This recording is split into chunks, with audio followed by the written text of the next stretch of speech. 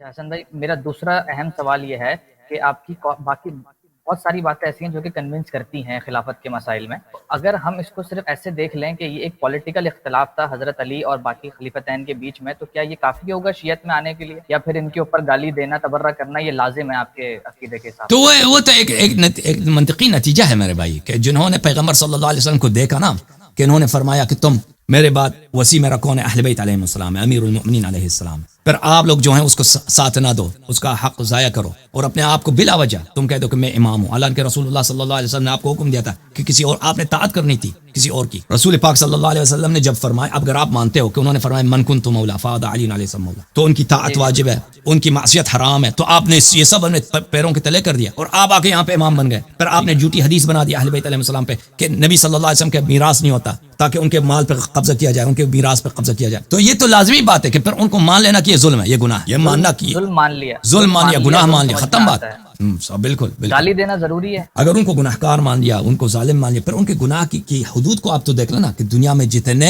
دین میں بدعات داخل ہوئی ہیں. شہنشاہ نقوی کہتے ہیں کہ ہمارے مذہب میں ان کو گالی دینا حرام ہے. دیکھو میرے بھائی، ایک دفعہ حکم فی نفسی ہوتا ہے، ایک دفعہ حکم ثانویہ ہوتا ہے. شہنشاہ کو بات آپ نہیں سمجھے ہوں گے. دیکھیں، ایک شخص اگر بار بار غلط کام پوچھا کر، گیا کہ آپ یہ تقیہ تو نہیں کر رہے، تو انہوں نے کہا نہیں یہ تقیہ نہیں ہے، میرے دل کے اندر بھی یہی ہے. بالکل نہیں. اہل بیت علیہ السلام کے احادیث میں بہت زیادہ ہے کہ تقیہ آپ کریں، کہ مثلا ایسا کام نہ کریں جس کی وجہ سے آپ کو ضرر پہنچائے. لیکن اہل بیت علیہ السلام کے احادیث میں ان پہ لعنت اور ان کو بری الفاظ کے ساتھ، اور بہت ہی غلط، بہت ہی یعنی غلط تو نہیں، بالکل صحیح جو ان کے جائز ہیں ان کے لیے، یہ بہت زیادہ ہے شیخین کے لیے.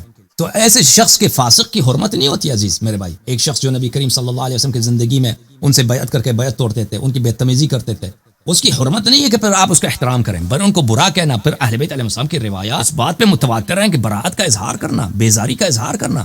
اب بیزاری کا اظہار کرنا یہ تو نہیں کہ صرف آپ گالی دے دیں، یعنی آپ دل میں نفرت ہونی چاہیے، دل میں بیزاری دشمنی ہونی چاہیے. اور اگر کبھی کوئی مشکل نہیں ہے، کوئی خطرہ نہیں ہے، تو یہ بیزاری جو ہے لفظ پہ زبان پہ بھی آ جائے تو یہ عین عبادت ہے. ہمارے روایات میں ان کی لعنت کرنا یہ تو بہت زیادہ ہے، بے شمار ہیں ان کی مذمت میں. اہل بیت علیہ الصلوۃ والسلام نے وہ الفاظ ان کے لیے اتلم بین ذلک بعد ذلک الزنیم، اتلم بعد ذلک الزنیم قرآن مجید کی آیت ہے، اور اس کے معنی بہت سخت ہیں. یہ ابو بکر عمر، اہل بیت علیہ السلام نے فرمایا کہ اللہ نے ان کو قرآن میں گالی دی ہے. ابو بکر عمر کو اللہ نے اتلم بعد ذلک الزنیم، یہ ابو بکر عمر ہے، اور اس کے معنی آپ چیک کریں کسی ڈکشنری میں، اس کے معنی بہت شدید ہیں. اہل بیت علیہ السلام کے احادیث ہیں کہ یہی دو ہیں. تو یہ جو ہے نا، یہ تو معرفت کے ساتھ آ جاتا ہے کہ اگر آپ کو یہ بات پتہ چل جائے، اگر پتہ نہیں ہے کہ برے لوگ ہیں تو پھر صحیح بات ہے، پھر تو آپ پہ کچھ واجب نہیں ہے، آپ کو پتہ ہی نہیں ہے. اگر پتہ چل جاتا ہے کہ ان لوگوں نے ظلم کیا ہے، امامت ان کا حق نہیں بنتا تھا، انہوں نے جھوٹ میں کئی سالوں تک ادعا کہ ہم امام ہیں، جو اصلی امام ہے اس کی بات نہیں مانتے رہے، اور پھر اسی وجہ سے دین میں بدعات داخل ہو گئے. خود انہوں نے شریعت چینج کیا.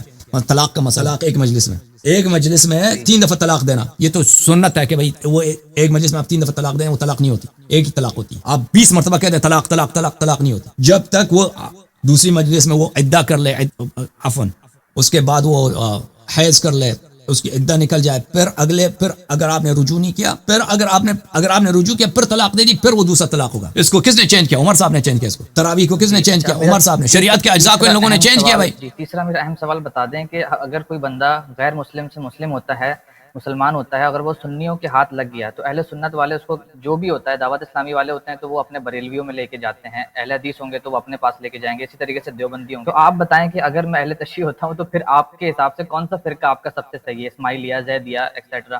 تو آپ کا صحیح العقیدہ شیعت کون سی ہے؟ بھائی میرے فتوے سے کچھ نہیں بنتا، آپ تحقیق کریں بھائی. میں کہہ دوں فلانا صحیح ہے، ٹھیک ہے نا، فلانا. وہ اس طرح تو نہیں ہوتی بھائی. آپ مجھ سے میں شیعہ اثنا عشری ہوں، میں شیعہ اثنا عشری ہوں. دیکھو بھائی اس طرح نہیں ہوتا. شیعہ اثنا عشری، شیعہ جو ہے نا دنیا میں جب شیعہ کہا جاتا ہے اس سے مراد شیعہ اثنا عشری ہوتا ہے. یہ دوسرے جو ہے نا، یہ کسی کے ذہن میں بھی جاتا ہے نا. آپ کہتے ہیں میں شیعوں کے مسجد میں گیا تھا، آپ سے سب لوگ صحیح سمجھیں گے کہ آپ اثنا عشری کی مسجد میں گئے. میرے شیعہ دوست ہیں، کوئی نہیں. اگر آپ نے آغا خانی کا سے دوستی ہو، آپ کہتے ہیں کہ اسماعیلیہ سے میری دوستی. باقی فرقے تو آپ کے پاکستان وغیرہ میں ہے ہی نہیں. یہ تو آپ کے علماء آپ لوگوں کو بیوقوف بنانے کے لیے، آپ لوگوں کو سادہ ذہنوں کو الجھانے کے لیے کہ شیعہ کے تو کئی اقسام ہیں، یہ آپس میں اختلافات رکھتے ہیں. عمریہ کے بھی بہت سارے اقسام ہیں، جماعت عمریہ کی بہت ہم سے زیادہ ان کے اقسام ہیں ان کے.